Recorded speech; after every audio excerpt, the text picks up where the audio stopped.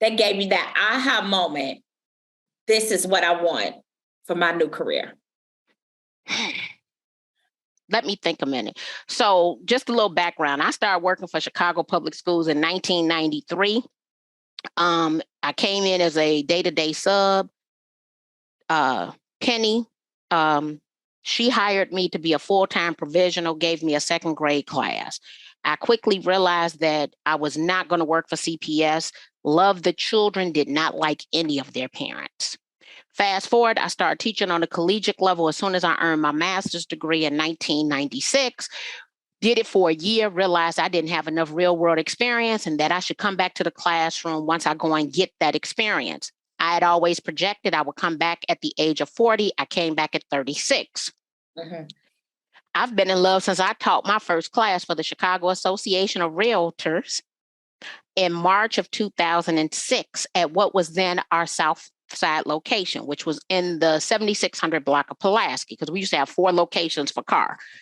That's right. I got my real estate license. You got okay, right there. So I realized in that class with John Kamisic, it was a bunch of seasoned professionals who I looked up to and respected. Alice Jeanette, I can just go through this list of people who were there, and they didn't know it was the first time that I had taught. I knew then that I was going to stick to real estate education. I don't know when I made the decision to start changing my titles. So from real estate instructor to real estate trainer to real estate speaker to real estate keynote speaker. But I did know kind of relatively early, probably within the first couple of years, that in order to make more money, I needed to acquire additional skills and change my title. So the first thing that I did, there's a young gentleman here in Chicago. His name is Pashan Julian. He works for A-Heis. He's a past real estate instructor of the year.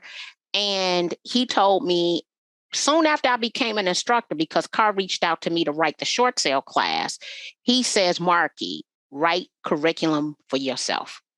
Own your curriculum, you will make more money. You want to hold on to all your intellectual property. And so that was the first lesson that I learned.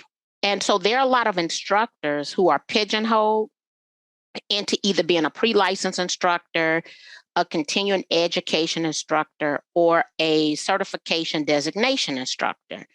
And that is because they don't know how to write curriculum and they don't own their own curriculum. The way to get to a higher earnings is to own your own curriculum, have a strong stage presence with the ability to tell a story.